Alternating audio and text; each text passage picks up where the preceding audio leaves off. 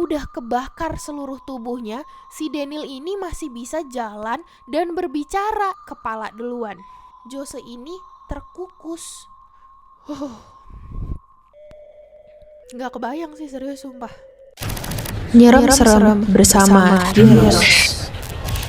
Ini bukan tempat orang penakut. Pabrik itu tempat produksi berbagai macam produk.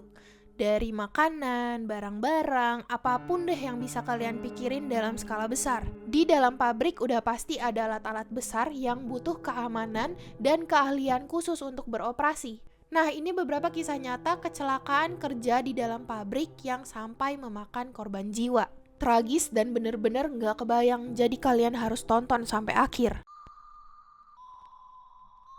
Kasus pertama ini bener-bener kasihan banget. Jose Melena, pria berumur 62 tahun yang tinggal di California bersama istri dan ke-6 anaknya. Jose bekerja di Bumblebee Foods yang memproduksi berbagai macam seafood dalam kemasan kaleng. Pada tanggal 11 Oktober 2012, seperti hari-hari biasanya, Jose masuk kerja pukul 4 pagi. Hari itu dia dapat tugas untuk benerin salah satu pressure cooker. Bentukannya kayak gini nih, salah satu contohnya.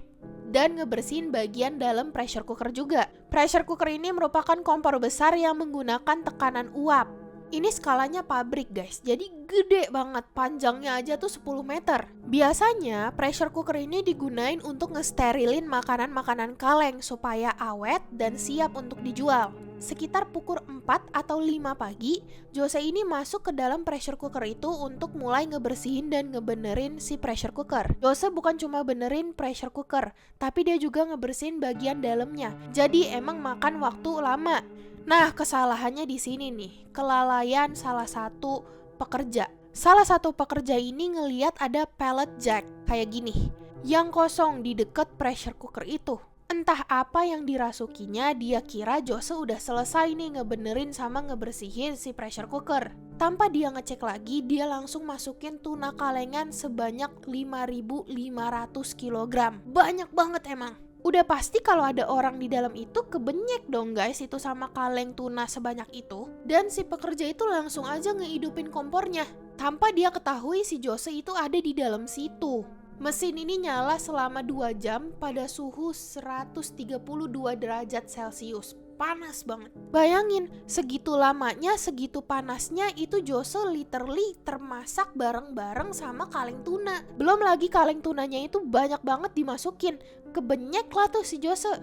Udah gitu kaleng tuna kalau dipanasin ya panas. Sekalian dia juga ngerasain panasnya dari si kaleng tuna.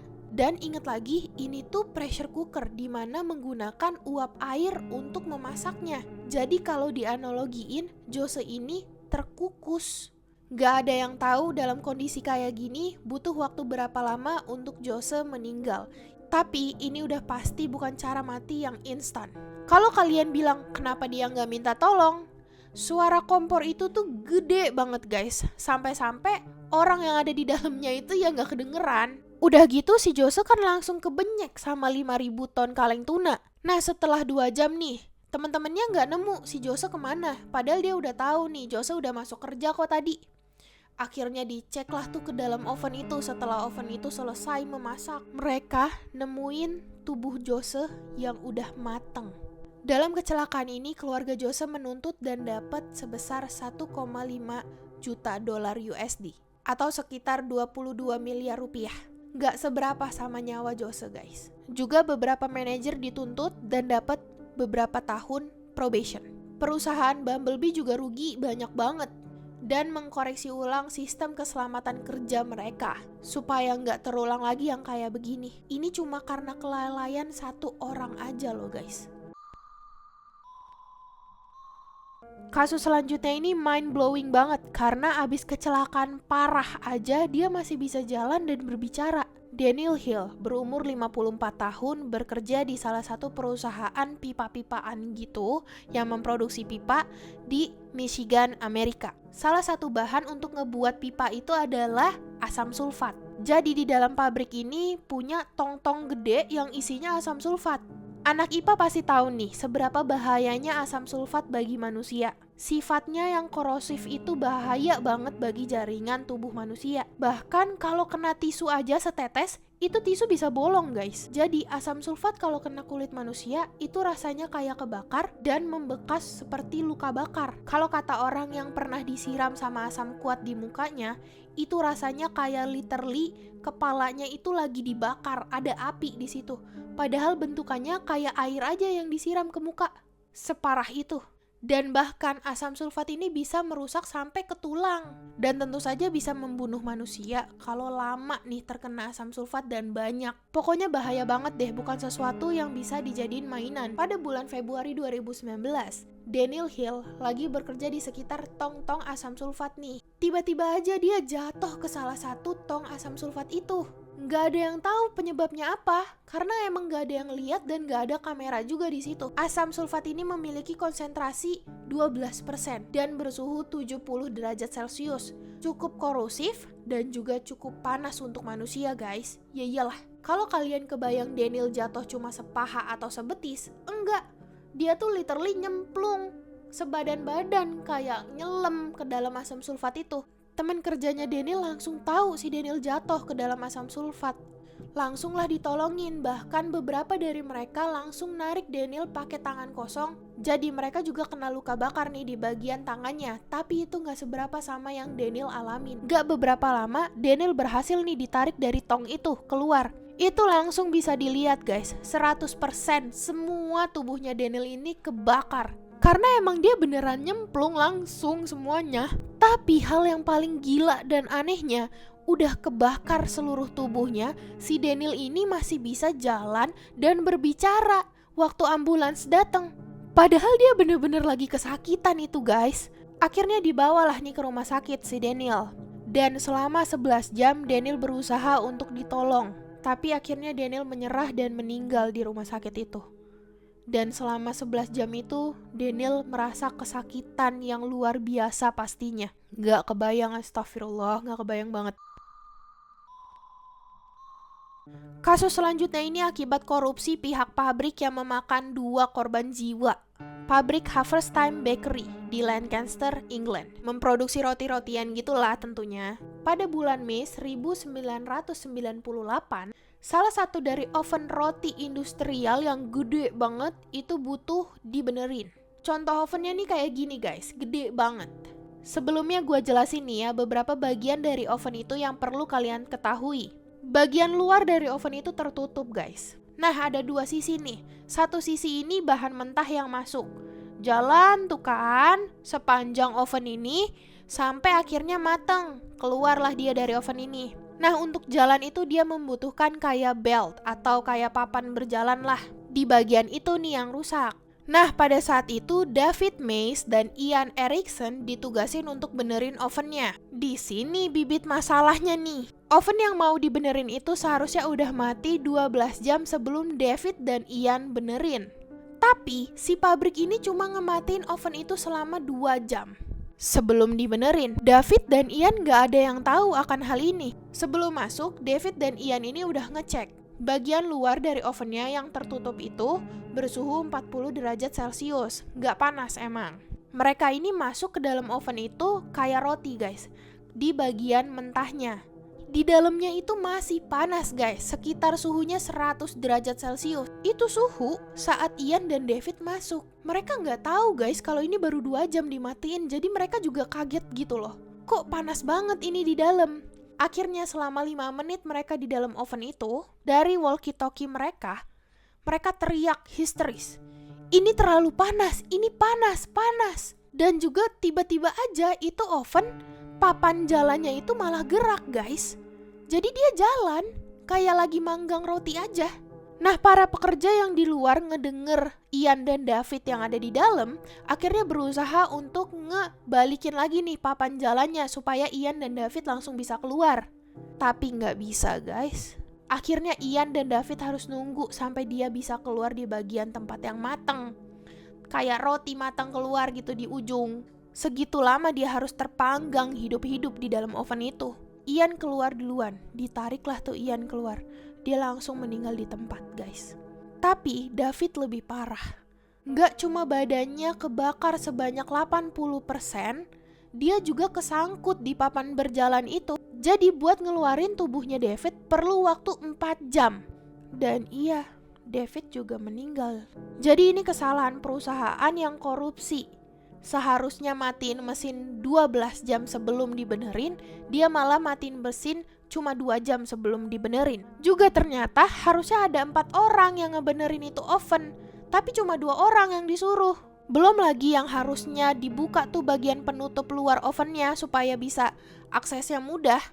Ini malah disuruh masuk kayak roti orang buat benerin oven itu. Akhirnya Haverstein didenda sebesar 100.000 pound sterling atau sebesar 1,8 miliar rupiah. Gak seberapa sama nyawanya David dan Ian. Jill Graninger, berumur 35 tahun, bekerja di salah satu food storage di Pennsylvania. Gimana cara ngomongnya tuh? Saya tidak tahu. Di dalam pabriknya ini memiliki penggiling daging skala industri. Gede banget emang. Yang dimana daging-daging gede itu masuk ke dalam situ, keluarnya langsung jadi halus, guys. Udah kebayang sampai sini? Sudah? Oke, disimpan dulu, dengerin. Ini salah satu contoh penggiling daging yang gede banget. Pada tanggal 22 April 2019, Jill masuk kerja seperti hari-hari biasanya lah. Dia itu lagi kerja emang di deket mesin penggiling daging ini yang lagi nyala. Dan entah apa kronologi jelasnya, karena emang gak ada kamera dan gak ada saksi mata juga, Jill jatuh ke dalam mesin itu. Kepala duluan. Gak kebayang, serius. Ya walaupun kepala duluan yang artinya bisa mati secara instan, gak ngerasain rasa sakit, tapi gak kebayang. Gak ada yang tahu nih guys gimana Jill bisa jatuh ke dalam mesin itu.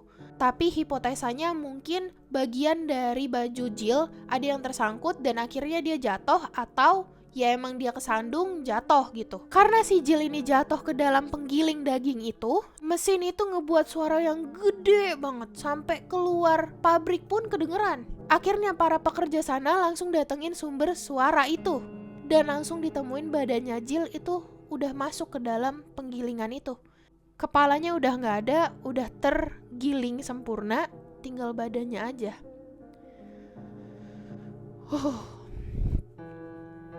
Gak kebayang sih, serius sumpah. Astagfirullah, jangan dibayangin, udah. Nah, setelah diusut nih, perusahaan tempat Jill bekerja ditemuin 11 pelanggaran, guys.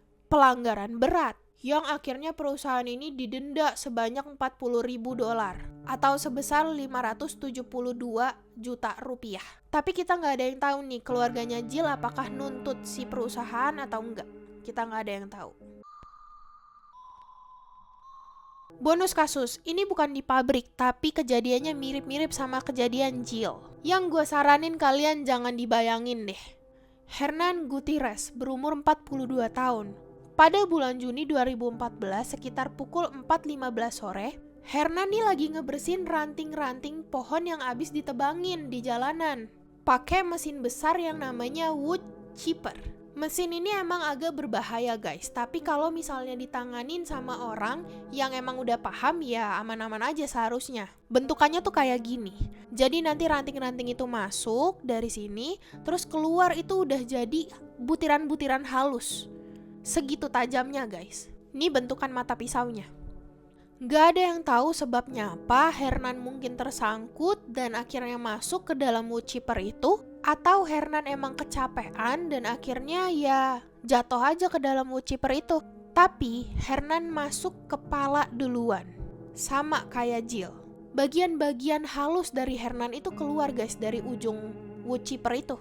Yang kalau kata polisi ngelihat TKP langsung, itu udah kayak genangan darah dan bagian-bagian halus daging-daging gitu tersebar di mana-mana. Bahkan butuh sampai 2 hari untuk ngumpulin semua bagian Hernan yang halus tadi. Halus tergiling sama wood chipper tadi maksudnya. Tapi udah, jangan dibayangin. Gue juga udah gak mau ngebayangin. Kasus-kasus ini bener-bener bikin gue merinding dan langsung takut gitu. Kita bener-bener gak ada yang tahu kapan kita bisa mati. Jadi ya semoga ini juga bisa jadi pengingat kalian. Kita gak tahu kapan kita dipanggil sama Tuhan yang Maha Esa. Udah sampai situ aja, kalian udah merinding belum? Gua sih udah, bukan merinding aja, gue langsung takut ini.